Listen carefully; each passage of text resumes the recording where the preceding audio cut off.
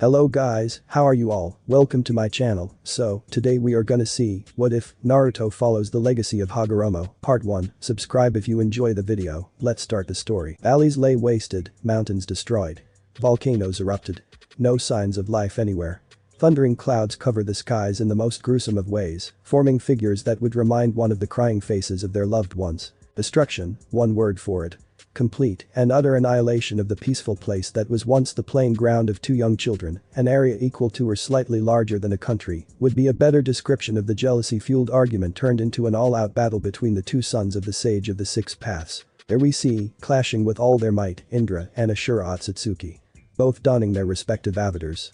Susanoo, the giant purple construct of chakra in the form of a traditional samurai, having 4 arms and 2 swords, is currently in the process of trying to take the head off of a giant fox. Which brings us to Ashura currently in his battle avatar, using the chakra of the tailed beasts to form a giant gold fox. Also with 4 arms and a number of tails that neither of them cared to count, currently in the process of ducking under the said sword strike and countering with a mean right jab that sent the Susanoo skidding back. This cycle of repeated hitting and dodging equally on both sides had been going on for a long while. If you could ask any creature which survived, they would state that this domestic feud has been going on for more than 3 days. Neither of them are willing to give up. Fighting to the best of their abilities. One with the intentions of killing his little brother, whereas the other with the willingness to snap my idiot of an elder brother out of the unite the whole world under fear of my power spree. What brought this on, you may ask? Flashback, here we see Hagoromo Otsutsuki laying on his deathbed after choosing his successor as Ashura. Said person horrified for 2 reasons. 1. The apparent no good son of the sage and smaller brother to the prodigy of the family has been unexpectedly announced as the heir. 2. The said person's prodigal elder brother had just stormed out of the house right after their father died. Possibly due to the sadness, but somewhere deep down, he thought that might have had something to do with the change in the obvious choice of the heir. Anyways, Ashura still didn't understand the reason for the change in the choice for heir. Indra was the one who was always the better person. Of course, if you put aside his ever-present brooding nature and his lack of favor for and skills in socialism, he was the better choice. But their father believed in him, the cheerful yet idiotic Ashura, and his way of understanding people and working together with them. Thus made him the heir. This annoyed Indra to no end. That's why we find Indra trying to kill his brother for the position of the heir. Indra inherited Hagoromo's eyes. His powerful chakra and spiritual energy and was therefore hailed as a prodigy even by his father's standards. He also wielded a sword showing his great aptitude for. He had long brown hair cut short on top. 2 locks wrapped in bandages framed either side of his face. His eyebrows were cut short, a symbol of his nobility, and his eyes had blue markings around them, which were turned up at the corners. Currently, he is wearing full-body battle armor. He possessed a derived form of his grandmother's, the Sharingan. Thus, he could observe the flow of chakra, pay great attention to detail, and accurately predict a person's movements. As a yin-release user, he could presumably use his Sharingan for. In time, he also awakened the Mangekyou Sharingan. With it, he unlocked the ability to use Susanoo. Ashura, who was taken aback with the sudden appearance of Indra and his attempt to kill him, was the other part of their father. He was originally very unskilled. Over the years however, he proved himself a late bloomer as through grueling hard work and dedication, Asura awakened his own inherited power. His father's body powerful life force and physical energy, granting him power on par with his genius older brother, Indra. He was also a capable leader, obtaining countless loyal followers, which of course included the tailed beasts. And from there started the battle between the 2 sons of the Sage of the Six Paths, who himself was hailed as a god for defeating the rabbit goddess, or, as he used to call her, mother, along with his brother Himura Otsutsuki. Why did the rabbit goddess, also known to the world as Kaguya Otsutsuki, attack her sons? Well, she simply got greedy after witnessing her chakra passing on to her sons. Anyways, that was the start of the would-be battle for ages. Flashback ends. The battle concluded when the fighters met for a final clash. It is said that when 2 high-level fighters clash, they don't need to speak their thoughts. They understand each other through the emotions relayed by each attack. Why? Why do this, Indra Oni-san? The words seemed to fill a strange silence in the void that surrounded them both. To unite the world. Together under my power. To make it a place where there would be no sorrow, no pain. Indra replied. Stop with this bullshit. I can see it in your eyes, Oni-san. They are hollow words. Because I know you would never follow in Grandma's footsteps. Tell me why. If not for my sake, then for the sake of our father, for the sake of our bond, for the happy times we spent as a family, tell me. Because I know this isn't you, Ani-san. This is not the older brother who used to carry me on his back when I was hurt. This is not the one who would fuss over every little problem. This is not you. There was silence. Then with a sudden jolt, Ashura opened his eyes to witness his hand through the chest of Indra. Indra's body twitching ever so slightly, but a strange yet proud smile on his face. Then Indra opened his eyes to gaze into Ashura's with his familiar swirl pattern mangekyou. He says, "You are right. You always were. It was me who was the fool." And with that the surroundings around Ashura change and turn into one of darkness with a pool of water at their feet. Zetsu Indra says. "The name of the creature who manipulated me. He is the incarnate of Grandma and will not stop at any length to revive her. You mustn't let that happen. This battle that we started won't be finishing anytime soon. Our descendants will undoubtedly avenge each other and a thirst for blood will generate. All due to my fault. So, as repenting, I am giving you the last remains of what's left of my power. Use it well, Ashura. And promise me that you will use that joke for a brain that you have to find a way to stop him and bring an end to this chain of hatred that I started." Indra finished with a smile. Ashura's eyes filled up with unshed tears. "You never leave an opportunity to belittle me, don't you?" He finished with a laugh choked with tears. "But rest assured, Nai-san. I won't let that happen. You were the clever of us both anyways." He finished with a sarcastic smile, albeit one hidden among the sadness and grief now present on his face. With that, the surroundings change back and Ashura falls back beside his brother. Using the last remnants of what power he had left, he combined his own with that of Indra and managed to reconstruct his father's astral presence. The sage just smiled sadly and replied, "It was my fault that drove Indra to the edge, that this battle ensued. No words are needed, my young one. I will wait for the ones that Gamamari-chan spoke of and pass on your will to them." Saying that, the sage disappeared, leaving Ashura in the now wasteland, already shedding tears for the lives that Indra's and his own descendants are going to take because of their mistake. And with that, starts the era of the warring clans. Descendants of Ashura were known as Senju and Uzumaki, and the ones of Indra were known as Uchiha. The two strongest clans in the world that started a feud that later spread to the entire world and engulfs all of it. Several clans that were given chakra, as by the sage, converted it into ninjutsu to fight their battles on a devastatingly larger scale than before. As the time passed, Indra and Ashura transmigrated into their descendants, who fought in the wars and were recognized as gods with the amount of power they possessed. One pair of such transmigrations were Hashirama Senju and Madara Uchiha. Though clearly not as strong as Ashura and Indra, they were held as the most powerful shinobi alive. They started out as friends who had lost their brothers and found comfort with each other. Even though each didn't know the other clan name, Senju and Uchiha, they played, trained, and grew up together. After a while, the inevitable happened and they were sent plummeting into the warhole due to their families revealing themselves. So they started having battles here and there. Not the casual spars that one would expect from such a statement, but all-out fight to kill battles. Hagoromo's spirit, having a firm belief in them both, held out a hand of hope. He waited for their supposed final battle and to tell them of their ancestors' legacy.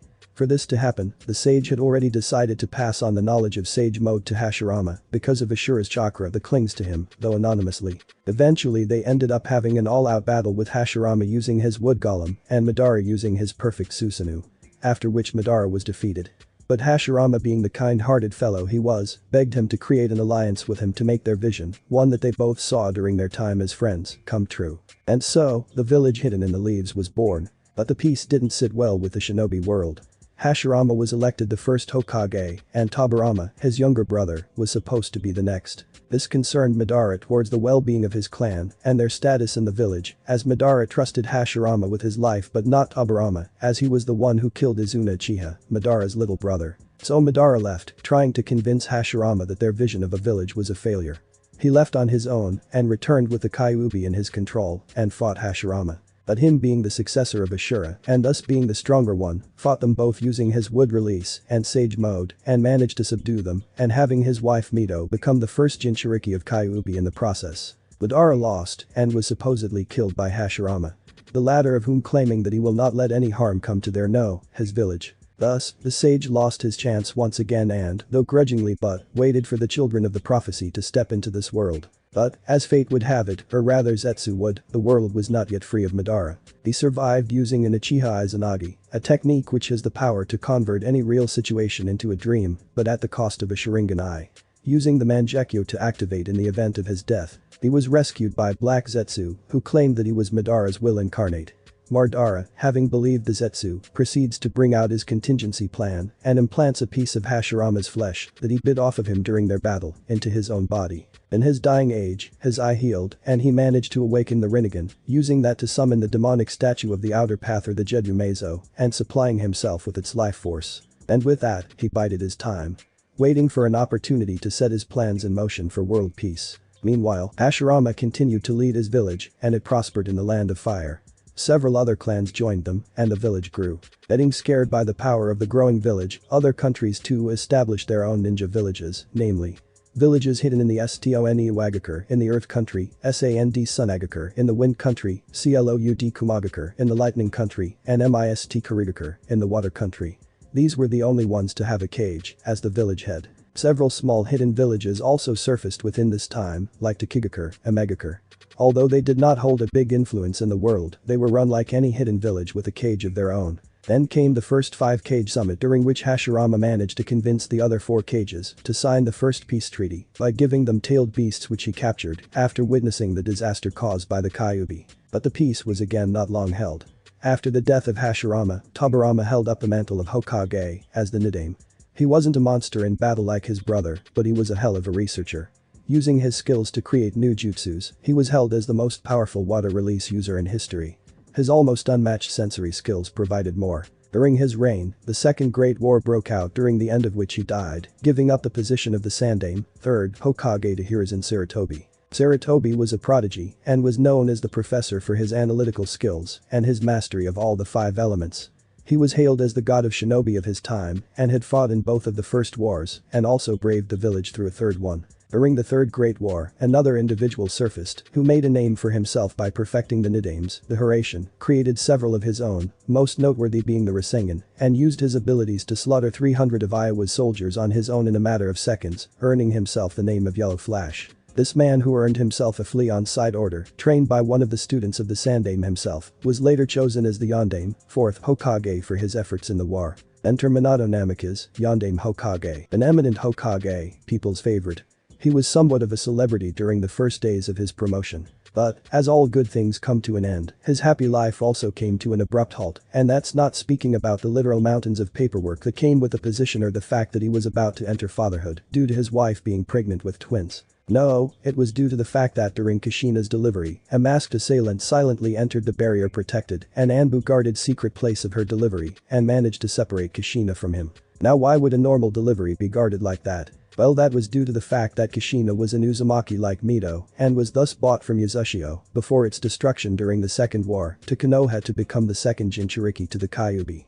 It is a known fact that while giving birth, the seal on a female Jinchuriki weakens as the power of the seal is transferred to the child. Somehow the masked assailant knew of this whole affair and managed to take Kushina away from Minato right after her giving birth to the 2 babies, who were later used as hostages to sway them away from Yondaime.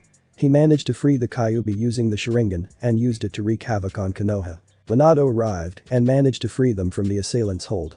The latter, who called himself Madara, was then forced to flee from the place after being defeated by the Yondaime.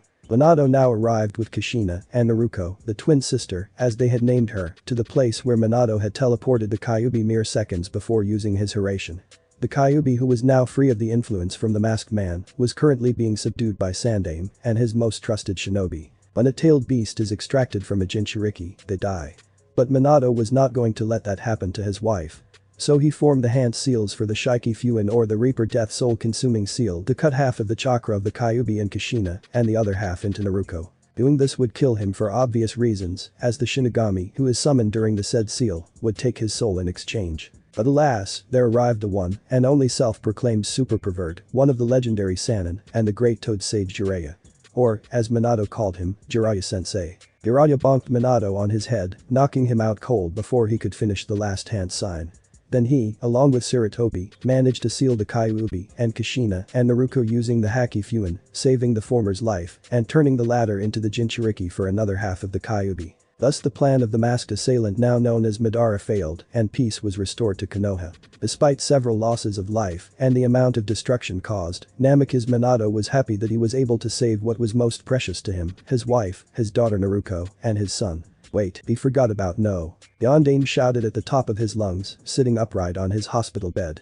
Kushina, who was sleeping beside him, how she managed to do that on the single bed he would never know, was startled and woke up. "SHHH. She said, you will wake them up." She points to the little bundles of blue and pink sleeping peacefully in the crib. "He was bought by that pervert of a sensei of yours right after he dropped us off at the hospital." She finished sighing. To hell with the fighting and killing on the battlefield, Minato Namikaze was a warlord at home and as cuddly as a bear on the inside. But it was why she loved him. Minato sighed contentedly. His family was the best thing that happened to him. During the Second War, he had lost his father and became an orphan as his mother died soon after he was born. What was worse, he didn't even inherit his father's bloodline, the steel release which was a combination of earth, wind, and lightning release. But his father never really held it against him. It was the genes, nothing there is that you can do about it, his father would say. The funeral was held in the honor of those who passed on during the Kyuubi's attack. Naruto's status was not revealed to anyone. Hiruzen had to take up the office during the off time that Minato requested to be with his family. Though Hiruzen suspected this was partially to escape from the mountain dwarfing amounts of paperwork that was now laying around in his office. Seriously, Kyuubi, was it too much to ask for one of your claws to rip this room from the office? Sarutobi thought. Somewhere in a resort in the land of springs, a mother and a daughter sneezed at the same time. Someone is missing me, and Naruto-chan, Kushina thought, confused. Two giant orange foxes sitting inside the two, said people were having similar thoughts. Time skip 4 years. 4 years passed, and Minato was proving to be a capable Hokage, as he and Hiruzen had successfully prevented a coup d'etat by the Uchiha, who were honestly just tired of the suspicions due to seclusion from the times of the Nidaime and the rumor that it was an Uchiha who set the Kyuubi free. The only casualty was an Uchiha elder who was the instigator of the rumors, the little extra weight who ticked them off. Executed by Fugaku himself. But in doing so, he was not able to spend much time with his family. Kushina took it well and was released from the hospital just 2 days after the attack. She started to look after her family and accepted the fact that Minato was busy due to his Hokage duties. Since Naruto was the Jinchuriki of 9 tails, she was constantly checked over by Jiraiya, Minato, and Kushina as well. Little did they know that favoritism was never healthy, be it between students or children, intentional or unintentional. And their small negligence of their son Naruto was going to cause serious repercussions in the future. It could never be easy for a single parent to raise their children alone. But how would Kushina even know? But this was not a problem that would stretch for a long time. The reason being, well, since Hinata and Sasuke's mothers, Hisa and Mikoto respectively, would see her and speak of her condition to their husbands, Hiashi and Fugaku. Not that they themselves didn't do anything to ensure that the message reached the Hokage. Glaring a little at him whenever he happened to be in his house and subtly trying to hint him of the predicament that his wife was in. Both Hiashi Hyuga and Fugaku Uchiha were good friends to the Hokage, separately though, due to their rivalry and whatnot. So after showing a bit of reluctance, they eventually agreed to have a little talk with the Hokage no Minato Namikaze, the person they grew up with, and Minato was dumbstruck, right down horrified. And at the end of the explanation from both Hiashi and Fugaku, he was disgusted with himself. How could he be so blind to the woman he loved the most? But Minato Namikaze was a practical man and saw no good in just sitting there and grieving. So later that night, after all the occupants of the house had apparently gone to sleep, we find Minato at his house, more precisely their bed, and startling his wife by kissing the brains out of her. Then he rested his forehead against hers and looked into her eyes and just stayed like that for some time. Kushina eventually got the matter. She acknowledged his silent apology and forgave him with one last kiss before they went to sleep while embracing each other. The damage, however, was already done. Naruto, the little boy, was constantly, though not intentionally, ignored by his mother. All due to the fact that his sister was special, as his mother would say. He never got that. Wasn't he also special? Wasn't he also his mother's precious little child? Don't get her wrong, she loved both her children. But Naruto was always a little more cute and a little more jumpy than her brother, much like Kushina was when she was her age. So Kushina had to constantly divert her attention to her little Naruto. And 4-year-old Naruto was by now used to this occlusion. He would often ask his mother with the best puppy dog eyes that he could manage. Please play with me too, Ka-chan. And Kushina would melt. But the effect was not everlasting. She would eventually turn to Naruto again. Minato, now here, also started to follow her example. More so because he felt obliged to partake in all of her activities as a form of repentance for leaving her alone. But he always played that extra minute with Naruto, spend that little extra time tucking him in for the night.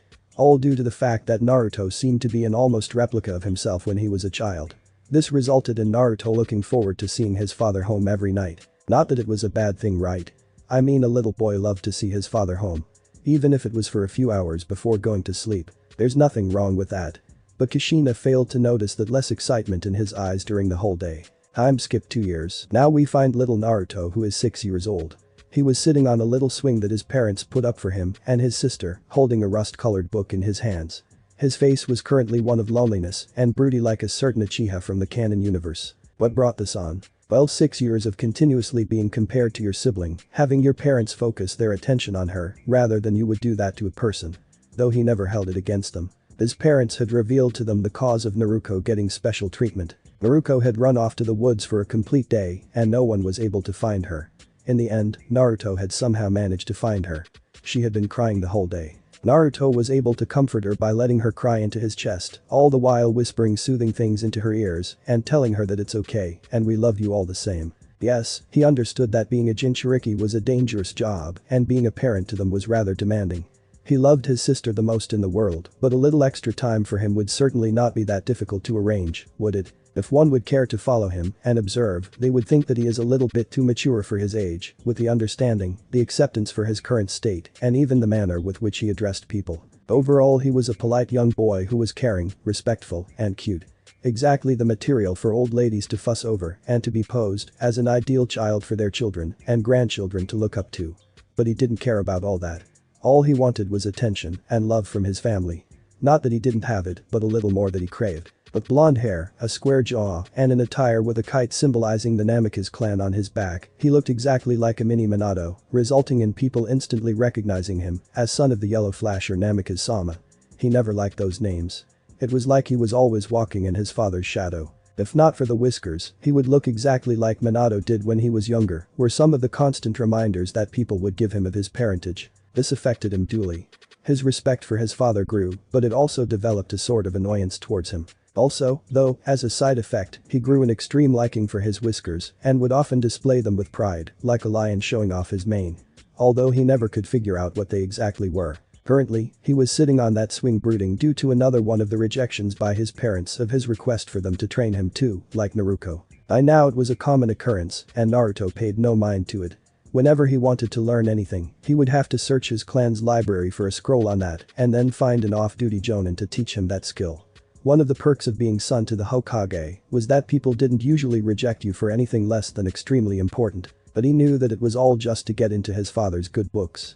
Well, he would take any opportunity that he could get his hands on. As a result, his taijutsu was already genin level thanks to spars with a bushy-browed, bowl-cut-haired, green spandex-clad youthful and a mini clone of his. His ninjutsu was also at genin level, as he knew a good number of, but was not extremely proficient in any of them, due to a certain silver-haired Anbu who was the epitome of laziness. In jutsu, he never paid any serious thought to that. Yuinjutsu, that account of the only help he had received from his parents in his small life. Each time he would scream at top of his lungs for some training, his parents would hand him a book on.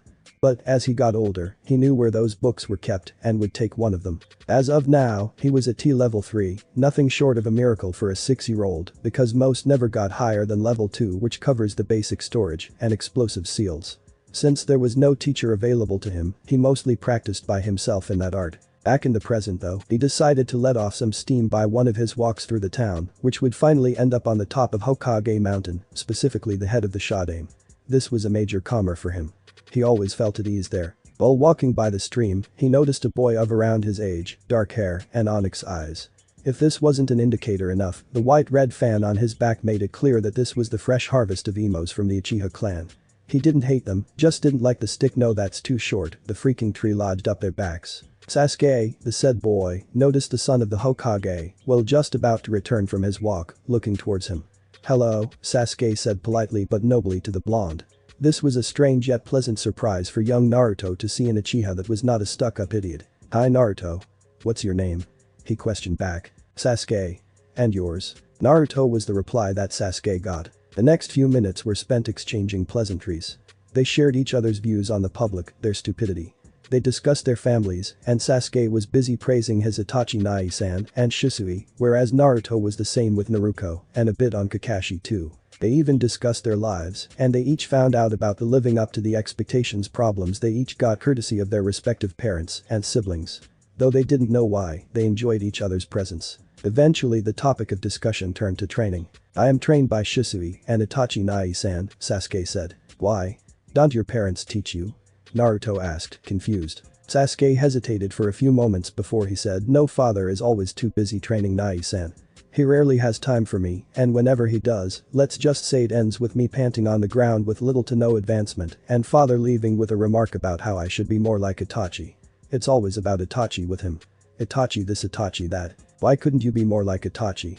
It's as if every time he looks at me, all he sees is a mistake. A mistake that was foolish of him to commit. Finished Sasuke with a slight grimace. Naruto was shocked. Sasuke's situation was practically the same as his.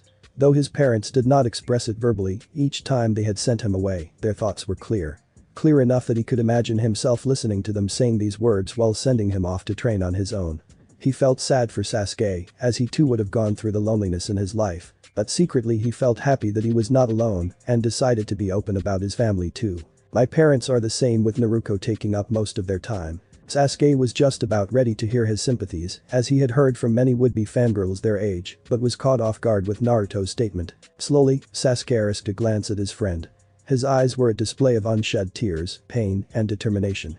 Much too similar to the eyes that gazed back at him from the mirror each morning. "So you too, huh?" Sasuke said. It was more of a statement than a question. They gazed out to the village that seemed so little before them from the head of the Shodaime that they both found themselves in. "Yup," Naruto replied. "They just don't understand, do they? Always comparing. Naruto was more active than me when we were toddlers and would take up most of their time, as well as showed just a tiny bit more stamina than me. That was the Fisher point. They paid more attention to her. Then the comparison started. And now, they would just assume that she's better than me in almost everything and don't even bother to train me anymore." Nothing more was said, as they just sat there enjoying the sunset, the silence, and each other's company. "It's getting late. I have to get back, see you later." "Same time?" Sasuke asked. Naruto nodded and asked it tomorrow. Sasuke nodded, to which Naruto replied with a smile. "I'll look forward to it." And with that Sasuke left. Naruto sat down on the head of the Shodaime for a little while and eventually left for his home with a smile. He knew tomorrow was going to be an interesting day. Later at home, Naruto walks in with a smile and an unusual excitement in his step. Naruto just waves and welcomes him home, to which Naruto flashes his bright smile as acknowledgement. Kushina peeps out of the kitchen to see her son running upstairs. Normally, she would have shrugged it off, but something about that smile that Naruto displayed earlier was different. It was not one of his regular ones that would suit a young, noble and well-mannered boy.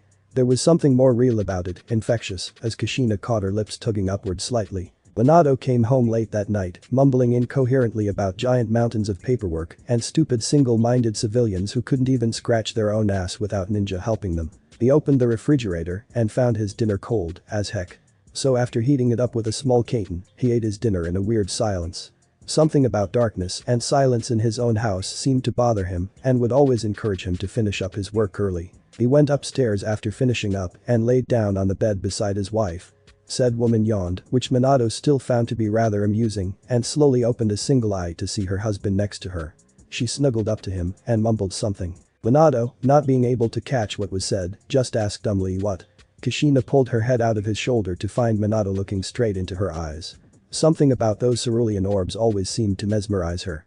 So she forgot about her little concern related to Naruto and just kissed him on the cheek and fell asleep again. Minato just chuckled slightly so as to not wake his wife again and closed his eyes. Neither of them noticed the light left on in Naruto's room. The said person was busy practicing calligraphy for his skills. It is a rather important aspect that, if mastered, could easily make you proficient in seals or could just as easily make them blow up in your face and turn you into a bloody mess of flesh and brain matter. Not a good way to go. So keeping up with his calligraphy had become something sort of a routine exercise for Naruto. He would do it whenever he was bored or when he was injured and could no longer train. It was a good time pass. Something which our blonde seriously needed due to the fact that his excitement of meeting with Sasuke was not going to let him sleep anytime soon. After mindlessly scribbling for about an hour or so, sleep caught up to him. The morrow would be eventful were his last thoughts before he drifted off to sleep. The next day, Naruto followed his regular schedule of waking up at 3:30, washing himself, preparing, and having a quick bite. Then he left to train with his youthful Taijutsu sensei and his apprentice, the duo of which start their training at 4. After 3 hours of mindless training and Naruto turning into a writhing mess later, he leaves to find a certain silver-haired Anbu who can usually be found spending time at the Memorial Stone and still refuses to reveal his name for his ninjutsu practice. Another 3 hours later, he limps to the Ichiraku Ramen to have his breakfast. This shop was run by a father-daughter pair named Tucci and AM respectively. They are some of the only people who seem to understand his problems and treat him like they would any normal citizen. Well, as normal as someone in the case of Naruto can be. The blonde was a literal bottomless pit when it came to ramen, or, as he would call it, food of the gods. If you ever wanted to win a bet against an Akimichi in terms of food, bring them to the Ichiraku stand for some one-on-one with Naruto. Dezeru, Choza's clan head of the Akimichi brother, would ascertain that fact as he had lost, on multiple occasions, against this little ramen-eating monster and had to wear a small flag depicting Naruto standing victorious over him with ramen in the background. It was a depressing experience for the said Akimichi, who had vowed to someday beat him at his own game. While wandering through the village, Naruto came across the academy, a place he would have to enroll in the next year. So he decided to inspect his to-be learning place and started to comb through the place room by room. He saw the classrooms, the storage rooms for weapons, and training grounds. It was a Sunday, so there was no one to bother him, not counting the birds sitting on the tree outside, which would occasionally chirp to make themselves known. As his tour of the academy came to an end, he found himself in the forest behind the training grounds of the academy. It was a little weird to find a training ground in the academy when all they did there was throw shurikens and at the stumps and once a week spars that would be done inside a small circle, something that he found out from his fellow Taijutsu student Lee. Seriously, what is the point in having an entire field for that? Naruto asked no one in particular, but got a response in the form of a pained scream. His sensitive ears picked up the frail noise and instantly pinpointed its origin. It came from the woods behind him. So, to help the person in need, Naruto took off in that direction. He suddenly stopped as he came across a trio of children surrounding a much smaller girl who by the looks of it was around his age. They were harassing her and calling her the Byakugan freak. Not just that, but accusing the girl to be thinking that she was better than them. None of this was Naruto able to picture the little girl doing. Her face was too innocent for that, but he knew better than to judge a book by its cover. His doubts, however, were gone when he heard a faint "forgive me." It came from the said girl whose voice was now trembling. One of the bullies was about to hit her again when suddenly Naruto arrived holding the bully's hand in a vice grip. His hair was covering his eyes, which gave him a shady look. The group was taken aback. "Let her go." Naruto spoke with contained anger and leaked a small amount of killing intent. Flashback: the masked Anbu with the silver gravity-defying hair was, as usual, training Naruto in their regular training grounds. It was another one of the speed and agility training that the Scarecrow was so fond of. Naruto, however, was slacking today. He was tired of the morning practice and wanted to do some training. Not that he didn't get any, but it was still not to his liking. Kakashi, however, noticed it and decided to teach Naruto a lesson to never slack off in his training. To do that, he started to radiate a small amount of Kai. Naruto instantly froze. Seeing that, Kakashi slowly started to increase his Kai to the point when Naruto was throwing up. "But someone he helped me," was all Naruto could say. He was suddenly forced from casually jumping and avoiding obstacles to lean over and puke his entire stomach out, barely suppressing the desire. No need to just crawl away and die in a hole somewhere. Kakashi walked over to him and sat beside him, still reading his orange book. "That, my little pup, is killing intent. The power to force your will onto any others. All and above know how to do it. It instills a feeling of fear in the intended target and forces them to give in." Kakashi spoke in a monotone. "This is something that you will have to face as a ninja. In fact, Kai alone can help you complete many missions. Like when you have to kill some weak-willed politician, you can just end his life by suddenly producing a large amount of it and making his heart stop in mere seconds. Something that Anbu makes great use of." By now, he had dropped his Kai and Naruto was standing on his feet, something which surprised Kakashi. Though what came next, Kakashi would have never expected. "Let's do that again," where Naruto's words are filled with bravery. Kakashi could understand Naruto's reasoning as soon as he said it. The boy wanted to be able to hold his own against Kai. Well, he would get what he wanted. Kakashi wasn't called a sadist by his fellow Anbu for nothing. And so, in time, Naruto learned how to give out Kai of his own. Then flashback: this sudden declaration mixed with a small amount of Kai was enough for the bully to piss himself and pass out. The other two, however, just came at him as the Kai was not directed at them. Fools. None of them knew how to fight, nor had any brains if one of them passing out right in front of them was any indicator, as they still tried to fight. Keyword tried. Naruto easily weaved through their hastily thrown punches and occasional kicks and knocked them both out with an elbow to each of their solar plexus while he swiftly twisted between them. No major injury caused. Targets nullified. It was swift, clean, and precise, just as his Inumasked Anbu sensei had taught. Then he turned around to face the mop of blue hair who was just looking at him with wide, pale, pupil-less eyes. Something which he found extremely beautiful. The girl was also blushing and muttered something inaudible. "What?" was Naruto's reply, as he didn't get that. Thank, why you?" the girl said again, blushing a little. Naruto just smiled brightly at her, showing his complete spotless dental, and gave her his hand. The girl's blush just grew a deeper shade of red as she stood up. It was no problem, Naruto said. What's your name? He asked. The girl again blushed and replied Hinata Hyuga. Naruto seemed thoughtful for a second and then spoke. So that's why you look familiar. You are the daughter of Hiashi Hyuga, right? The current clan head of the Hyuga. I've met your father a few times when he comes to visit my dad. Naruto spoke cheerfully. Hinata blushed again at his cheerful voice and just nodded with a high. Well, my name is Naruto Namikaze, he spoke again. Hinata's eyes grew wide again as his look stuck home. How come I didn't notice it before? He looks exactly like the yondaime. It's nice to meet you, and Namikaze-sama. Hinata spoke in the well-mannered tone like she had been taught. Naruto shrugged at this and said just Naruto will do it. Oh okay, Naruto-kun said to Hinata and blushed again. Ho, who had been watching the duo for the duration of this conversation, intervened now and bowed. You have my sincerest thanks and of the Hyuga clan for helping Hinata-sama. But I'm afraid we have to take leave now. Hiashi-sama must be expecting us. Saying that, he took Hinata's hand and Hinata spoke in a hurried voice thank you to Naruto and left. Naruto just stared dumbly at the exchange that took place.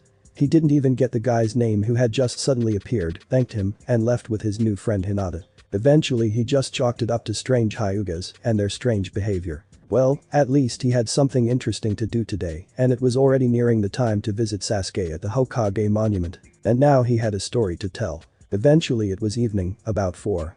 Naruto hastily made his way to the top of the Hokage mountain.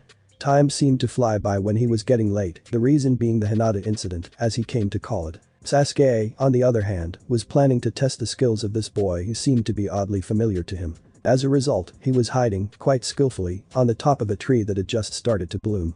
So it was easy to hide there. Still, he worked out angles between the leaves and flowers in order to figure out where he could look without being spotted. The whole procedure took the better part of 30 minutes and involved several log pieces, flowers, and leaves being cut and reshaped.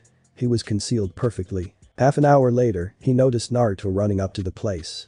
And to his surprise, after a few seconds of bobbing his head left to right, Naruto gazed right at him. Yo. Sasuke, what are you doing up there? Sasuke. Can you hear me up there? Sasuke was speechless. His tiresome attempts of hiding himself in a way that would take at least a sensor to spot him went right down the drain as the blonde boy figured out his hiding place in an instant. As Sasuke was coping with the fact that his friend was a censor in his internal monologue, Naruto had climbed the said tree and was now sitting beside him. This place sucks. You can't see anything from here. Naruto complained. Sasuke's entire body suffered goosebumps. He was frozen. No one had ever had a jump on him except for Shisui and Itachi in his little life of 6 years anyways. Slowly he regained his composure a little. How? Sasuke asked, his fright written in bold letters on his face. How what? Naruto asked intelligently. How did you find me? Sasuke asked a little boldly this time. Oh, you said to visit here, didn't you? Naruto replied. Sasuke didn't move a muscle in his body for the next few seconds. Oh that? Well, you see, I had to search for my sister whenever we went out to play when we were little. She was always hyperactive and wandered off. Mom couldn't find her easily, but I always did. She would say that it was a special link between twins, you're right. Like sensing someone in a marketplace of over 1,000 people mindlessly shopping was a link. I looked through some scrolls that I borrowed from our clan library and figured out that it was called sensory perception, present in all the people, but some specialize in it. Those are called sensors, like me. This little explanation was enough for the sharp-minded Uchiha to grasp the basic idea of what happened. So you are a censor, Sasuke said. Naruto gazed back at him with a deadpan look. Yup, so you were trying to test me, weren't you? Sasuke looked sheepish and replied, yes, I wanted to see what you were capable of. Oh okay. Naruto replied. Nothing more was said for a while. So they both spoke at the same time. You go first, Naruto said. Sasuke looked to argue but quickly figured that it would be a waste of time to do so. How was your day? He asked. Naruto looked thoughtful for a second, then said good, nothing noteworthy. Wait. I almost forgot. Do you know the Hyuga clan's heiress? Sasuke shook his head. The blonde continued, well, I met her this morning. Her name's Hinata and she was being bullied by a few students from the academy, 2nd or 3rd years probably. So what did you do? Sasuke asked. Well, I obviously don't like bullies, so I took care of them. Naruto replied. How exactly did you do so? Sasuke asked, intrigued. Well, I'll tell you from the beginning. So I was going to the academy, and with that Naruto described the Hinata incident in full detail to the Uchiha. He left nothing out due to the feeling of brotherhood that he felt around the boy. Which included the flashback, the timings, and the exact hue of the shade of red that was present due to Hinata's blush. Sasuke maintained different levels of expressions during the entire description. He was first proud, then awed, then a little jealous, and finally smirking with an occasional hint of evil chuckles. The last part was during the aftermath of the one-sided pummeling that occurred when the blonde and his, now, admirer were exchanging greetings. Who knew that Sasuke was a love expert inside? The chuckles were a direct result of his plan to talk Naruto into getting his teachers to train him, as well, along with playing matchmaker with Naruto and Hinata. With the basic layout of his plan ready in his mind, he began his first steps. "I've got a proposal for you," Sasuke said. "Let's have a spar. If you beat me, then I'll tell you about that little situation that you had with Miss Hyuga earlier, because you don't seem to grasp the concept here. Plus it will help us determine each other's weaknesses and strengths. So, how about it?" Naruto seemed thoughtful for a second, then replied, "Sure. Let's have a spar. The offer seems decent enough, also I've never fought someone of my level yet." Sasuke smirked, Naruto rolled his fists, wind blew, and their hair seemed to move with it. The grass moved, and each changed their stance. In their heated stare down, Sasuke blinked, Naruto blinked, the rabbit in the bushes blinked. The hypothetical leaf touched the ground, and with a battle cry, they charged, with their fists clashing and repelling the other. Naruto, as he had been taught by Kakashi, calmed his mind and focused on his opponent's stance, trying to find out the weakness that lies in it. Sasuke, on the other hand, had the advantage of being used to intercepting each style, and thus charged again. They exchanged blows continuously. Naruto threw a punch at Sasuke's left rib section which the said boy blocked with a left chop and proceeded to turn his body around Naruto and hit his head with his right elbow. Naruto, however, saw this coming as soon as Sasuke began to turn. Naruto bowed while keeping a firm grip on the Uchiha's hand, tried to throw him over, corrected himself in midair, and landed on his feet. "You're good," Naruto complimented. Sasuke responded, "You're not bad yourself." Enough was said, and they charged again. This continued for almost 2 hours. But in the end this battle of Taijutsu was won by Naruto due to the better conditioning of his body, courtesy of the green beast. Sasuke tired out and Naruto was still standing, ready for more. "Is that all that the great Sasuke Uchiha can do?" Naruto mock asked. Sasuke developed a tick mark on his head before he noticed Naruto's legs shaking a little. "You're not doing much better yourself, are you?" Sasuke responded with a smirk, which was reciprocated by Naruto. Soon they both started laughing and Naruto held his hand out to Sasuke. Sasuke took hold of it and stood up. Then abruptly fell on their backs again. Just sitting there resting themselves for a little while before Sasuke decided to pay up on his end of the deal. Not that he wouldn't have otherwise. But it was still something that he wanted to do. "So Naruto, what do you know about 14th of Feb, or, as people call it, Valentine's Day?" And with that began Naruto's tutoring on the world of love and the significance of the 14th of Feb, something that will severely help the Namikas and the Hyuga clans in their future relationship. The explanation took the better part of the hour, but now Naruto was armed with the knowledge of Valentine's Day and was determined to make Hinata his first one. Little did he know she might also be his only one. "Wait a sec. I want something in return too." Sasuke spoke, breaking the flow of determination that was now present in the blonde boy's head. Naruto just cocked his head in return. Taking the cue, Sasuke said, "I want you to train with me. Your teachers can help me too, can't they? I want to be strong too." "Is that it? I was planning to ask you to come train with me anyways. The way you fight is great. I could learn something from you." That was something that Sasuke didn't expect. "Well, in that case, you can come train with me and Shisui too whenever he is free, of course," Sasuke said. "I'll be there," Naruto replied without missing a beat. The idea of more training, by Shisui of teleportation no less, excited the young blonde. "So, about that Valentine's Day thing. Do you know any users?" asked Sasuke. "Yup. Inu is one. Now that I think about it, he almost possesses all the affinities. Maybe not Wind." After noticing the questioning look on the face of the Uchiha, he continued, "The one who overlooks my ninjutsu training and teaches me the so-called finer aspects of a shinobi. He's all weird and loony sometimes, but he can also be a slave driver. Anyways, he is a user. So what about him?" Sasuke replied, "Well, that's good for you. But he can help you learn some earth manipulation so you can maybe create some benches for yourselves wherever you want and make any sort of clearing and design it to fit yourself.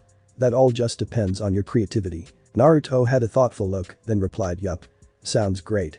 I can create any sort of setting for our date, assuming she agrees to go on one with me." Naruto replied, suddenly looking comically depressed. Sasuke just sighed. The Namikas can be a ray of sunshine when happy, and a sudden mood change can cause him to become its total reverse. So Sasuke began to cheer him up and give him more tips for the upcoming event. Despite knowing each other for nothing more than a day, they became besties. Able to understand each other's feelings and provide comfort when needed. This was something more than friendship. This much was clear to them both. A bond forged not in this life, but somewhere in the past. True brothers, not in blood, but in bond. After some more planning, they bid farewell and were on their way home. The next day, Naruto had spent the better part of last night not practicing seals, but studying more of his borrowed scrolls. This time on. The number of scrolls was enormous, as expected of a clan library. Minato and Kushina were the same, and Naruto was still too immature to notice anything. So Naruto had no problem slipping in and out without catching any of his family's attention.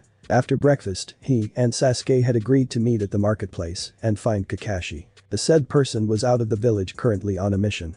So, the two searched for him for most of the morning, having little to no success. Eventually Sasuke said, "Dude, why can't we just ask your dad about his whereabouts? I mean, I know about your condition, but still you can always ask him. If not, as a son, then as a citizen in need." Naruto was conflicted. On one hand he didn't want to depend on his father, on the other, even his sensory skills were proving ineffective in searching for the said. Eventually, Naruto agreed, albeit with reluctance. So the duo made their way to the Hokage's office. The receptionist gave them a once-over before politely bowing and informing them that the Hokage is free to meet them. After all, the heirs to two of the most prominent clans in Konoha do not come looking for the Hokage for a bit of chit-chat, even though they are just kids. Add to that the fact that one of them was the Hokage's son. Yup, definitely an important matter, thought the receptionist. The door to the Hokage's office opened and the duo walked in. "Welcome, son," and Sasuke was it? "Fugaku-san. You two friends. Well, how can I help you?" said Minato. He was amused to see Naruto in his office and he had a friend that Minato didn't know about. That was something that he was not expecting. Sure, Naruto had been spending a lot of time outside, training on his own, but he should have mentioned having a friend. Minato bit down his curiosity for the moment and waited for an answer. "Hi dad. Me and Sasuke just met the other day and we're hoping that you would tell us where we could find Inu," Naruto replied. Minato smiled and replied, "Inu is currently on a mission outside the village. He won't be back for another week or so. Anything that I can help with?" Minato wasn't an idiot. He had a rough idea what his son did in his spare time and who was teaching him. Inu, however, never took permission from him and he would never ask for one. It was the least that he could do for not being able to give Naruto extra time like he and Kushina gave to Naruto. Minato noted that Naruto was a little agitated and Sasuke was also showing signs of the same. They are trying to hide their emotions. No, they can't possibly be doing that. Ninjas have problems doing that in front of me and these kids are managing to do so well. No, that can't be right. Must be my imagination. Yup, that's it, mused Minato. But you don't have that much time. It's in 3 days. Sasuke said, a little worried about his friend. "I will have to manage it. Thanks for your help, dad. See ya," Naruto said. They both headed out with Naruto giving a wave and Sasuke bowing. Minato was undoubtedly suspicious of them. Naruto was supposed to be his son. Surely he hasn't reached the age when he would start keeping secrets from him, has he? Well, Minato would have to see for himself what his son and his new friend were up to if they wouldn't tell him. At times like these he severely wished that the Sandaime had allowed him to use his crystal ball. The old pervert uses it for nothing but peeking at women, fumed Minato. But it's no use doing that. Either he had to spy on them himself or he had to set in to do so. Then he stopped himself. I'm blowing things way out of proportion. These are 6-year-old kids. What can they be doing to deserve a spy on their tails? Naruto's probably just a little distressed about not finding Kakashi. He convinced himself. But a shadow of a doubt was still present in the back of his mind. Outside, what do we do? Nearly shouted Naruto, suddenly changing his behavior from calm to hyperventilating. Sasuke face-palmed. The behavior of the blonde is the cause. Well, do you have any scrolls at home that you can borrow? Asked Sasuke. Yup, I guess we will have to use them, said Naruto with a sigh. He didn't like stealing, even if he kept them back later. It just felt wrong. But the matter at hand was of grave importance. His Valentine, Hinata Hyuga. Regardless of the fact that he had met her only once, he liked her. That day Naruto sneaked out another one of the scrolls from the library and began training in it with Sasuke. The latter had better control, but Naruto, despite not knowing, had a better affinity for. Hence he ended up learning basic earth manipulation in a day and learned a few as well. Sasuke on the other hand was desperate in trying to catch up with the manipulation. This continued and by the end of the second day, Naruto had managed to do what he wanted for Hinata. The time had come to show the results of his training because tomorrow was one of the most difficult days that he will see in his life. Valentine's Day. That morning, Sasuke woke up to Naruto sitting on the windowsill in his bedroom, knocking. Hey Sasuke. Wake up, you lazy ass. You've got to help me. I'm scared, cried Naruto. Sasuke opened his window and said, what is it? Well, today I had to do the thing, and when I went to the Hyuga mansion, the guard spotted me and asked me to reveal myself. Wait. Reveal yourself. What were you hiding or something? Sasuke cut him off. Well yeah. I was kind of worried about a reaction, so I hid in the branches and wore a cloak just in case. Replied Naruto, smiling sheepishly. Sasuke shook his head. This blonde is a genius in terms of battle, and he cannot even introduce himself to a clan's guards. Wow, just plain wow. Give me a few minutes. I'll change and meet you outside. Today you're gonna hang out with her, me being your wingman. Sasuke said with an assuring smirk. Naruto felt relieved. At least Sasuke would help him. Not like Naruto's mother who had spent the better part of the morning getting Naruto ready and teasing Naruto occasionally by asking him who his Valentine was as he was going out dressed but didn't bother to help him. Naruto had to evade her teasing and had to slip out of the house. The morning was difficult. Later Sasuke and Naruto were seen jumping rooftops, something they discovered that they each knew. They were currently stalking a certain Hyuga who had come shopping along with her mother his and her 1-year-old sister Hanabi. They were accompanied by 2 bodyguards after the attempt to poison Hisa during her second labor. The culprit was a Hyuga elder who deemed her a burden to the clan head. The said elder had mysteriously disappeared with Hiashi, stating that he was responsible for his own actions, nothing more. Currently Naruto and Sasuke were perched on a rooftop and were waiting for an opportunity to get Hinata alone. Tired, beaten, and overall just pretty much banged up as so far all their attempts had failed. Earlier, Sasuke had made plans for getting Naruto and Hinata together. But first, Hyuga Mansion, direct approach. Sasuke took Naruto and went to the said place rather boldly and asked for an audience with Hinata Hyuga. Quite a courageous attempt if the beads of sweat rolling off the faces of the duo was any indication. But unfortunately or fortunately, she had already gone out along with her sister and mother. Her father exuded a rather strange and cold atmosphere and made a point to have them memorize the fact that the Hyuga had the gentle fist which can be used to disable several parts of the human body. Permanently so. Also that Hinata was too young and that she was traveling with bodyguards adept in the gentle fist. A bit too scary for the kids. Fail. Second attempt. Marketplace, direct approach. After searching the market for about 15 minutes, the duo found Hinata and company courtesy of Naruto's sensory abilities. Sasuke managed to convince Naruto to speak to Hinata directly. After several minutes and words of inspiration later, Naruto finally went to Hinata and walked up to her, standing inches apart from her face suddenly. Before he could say anything, Hinata ipped and fell unconscious after turning beet red. Naruto just stood there bewildered. Within a few seconds, the bodyguards had disabled Naruto and he was a mess on the ground. Hisa saw the whole thing and reprimanded her aides for attacking kids without complete consideration. Sasuke arrived and apologized to Hisa and took Naruto away after his block had been opened. Fail. Attempt 3. Marketplace, posing as a vendor selling apples. This time, Sasuke posed as a vendor using a henge and had successfully distracted his and her aides from Hinata. Said person was awarded with the sight of a bench in front of a small clearing, along with several mystically beautiful designs on the ground. She found it extremely beautiful. But then she found a small scribble at the bottom, saying "Would you be my Valentine?" This sight was a downer for her.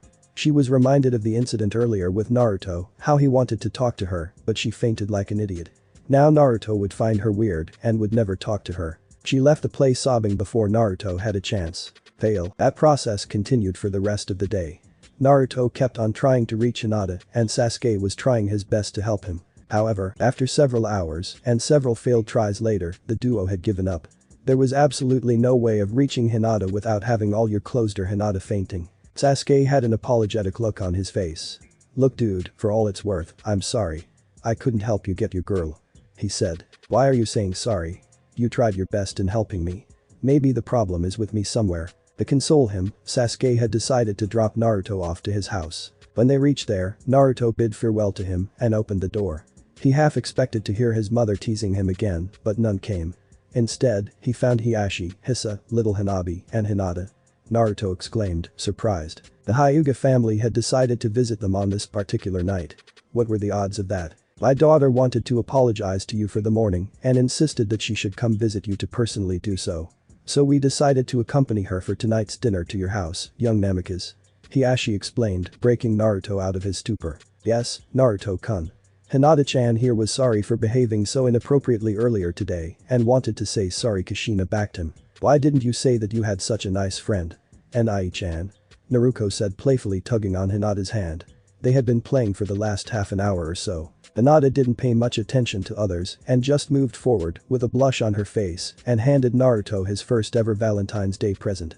A small white plush rabbit to him with the word sorry and happy Valentine's Day stitched on its back. Naruto had a small lump in his throat. He had thought that Hinata found him weird after today's events, but she liked him too. Sasuke was right. Naruto couldn't help himself and let a tear fall discreetly and hugged her. Poor Hinata was shocked. To the point where she blushed crimson and fainted along with a loud beep, something soon to be called her thing. The crowd gathered, all laughing at Naruto's predicament who now had to hold her up. Sasuke was just turning the corner when he heard Naruto's shout of Hinata and soon heard the following eep and laughter. Something told him that his friend was happy now.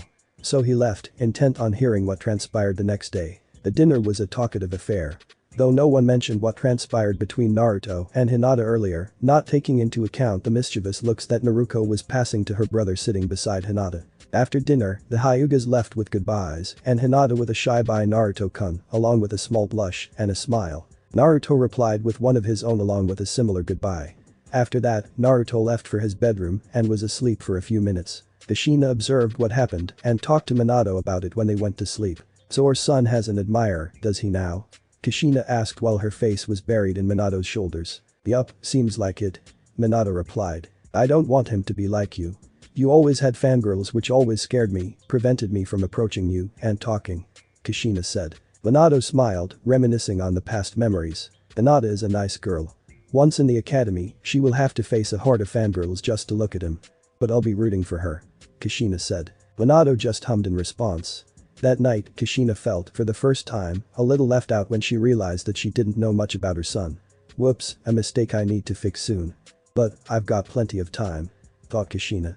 Little did she know that her window had already reached the time of closing. As Naruto had found friends that he could rely on when in need. He won't need much help now. Thanks for watching my video, leave a like if you enjoyed my video and also do consider subscribing to my channel for more awesome content. See you next time, till then sayonara.